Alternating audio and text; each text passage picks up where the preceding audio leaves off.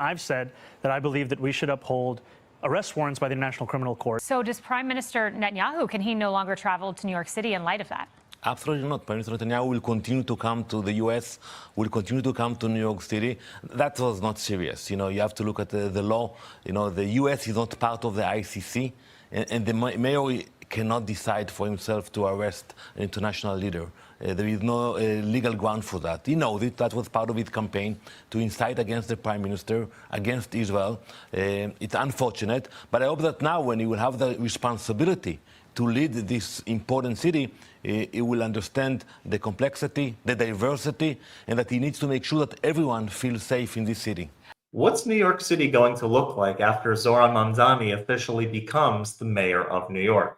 Take a look at this clip over here with Danon, the Israeli ambassador to the UN, talking on Fox News about what his predictions are and his hopes are about the future of our great city. So we'll watch this clip together and then talk about it. But first, hit that subscribe button over there in the corner. We'd love to stay in touch. Check this out. On Mamdani has a history of anti-Semitic statements. We've showed you, we'll show you again. But you won't say that Hamas should lay down their arms and give up leadership in Gaza. I don't really have opinions about the future of Hamas. Do you condemn that phrase, globalize the Intifada? That's not language that I use. Are we ready to end New York State's subsidy of settler crimes? Yes! Are we ready to say not on our dime? We have to make clear that when the boot of the NYPD is on your neck, it's been laced by the IDF.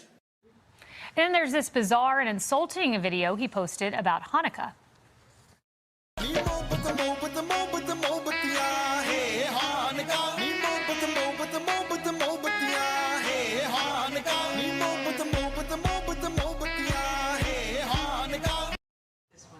I'm joined now by Israeli Ambassador to the United Nations, Danon. It's great to have you, Ambassador. Thank you for having me. Yes, I was struck by this New York Times headline that Mamdani's triumph in New York City evokes an intense reaction in Israel. A right-wing lawmaker says the Big Apple has fallen. What are you hearing in Israel, and how do you intend to work with the United States in light of an election of this individual to New York City? There is a lot of concern, more from the Jewish community here in New York. The largest Jewish community outside of Israel. People are concerned because of the track record of Mayor-elect Mamdani, because of the people around him, and because of the statements he made during the campaign that he will boycott Israel, and he was not willing to actually recognize the existence of Israel as a Jewish state. So there is concerns, and I hope that the Mayor-elect will focus on the safety of the Jewish community, the rise of antisemitism in the city of New York, and not inciting hate against Jews or against Israel. Yeah, and against Israel, and when you talk about inciting hate, I want to play what he said about Prime Minister Netanyahu, your boss. Here's what he said. I've said that I believe that we should uphold arrest warrants by the International Criminal Court. Do you think that Commissioner Tisch would allow you to arrest Netanyahu? Do you think that she would go along with arresting Netanyahu in New York? I can tell you that I'm going to exhaust every legal option in front of me. So does Prime Minister Netanyahu, can he no longer travel to New York City in light of that? Absolutely not. Prime Minister Netanyahu will continue to come to the U.S., will continue to come to New York City. That was not serious. You have to look at the law. The U.S. is not part of the ICC, and the mayor cannot decide for himself to arrest an international leader. There is no legal ground for that. He knows it. That was part of his campaign, to incite against the Prime Minister, against Israel. It's unfortunate, but I hope that now, when he will have the responsibility to lead this important city, he will understand the complexity, the diversity, and that he needs to make sure that everyone feels safe in this city.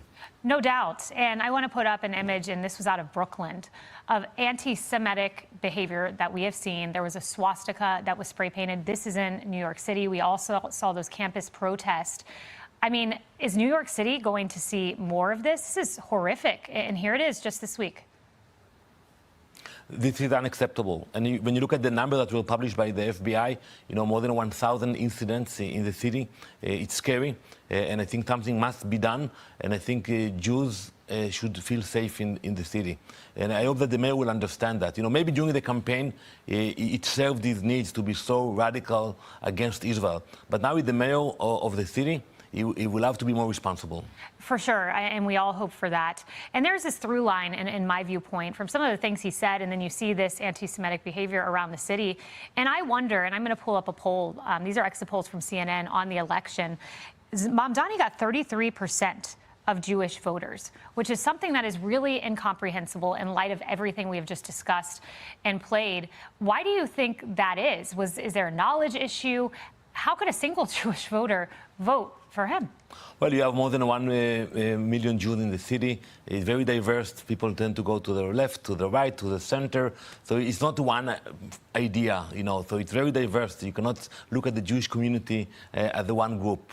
And I think today everybody wants to feel safe. And I'm insisting on that point because when you see attacks against Jews on campuses, you know, you need the police to be involved. And I hope that the city will continue to be a place that everyone can live here safely.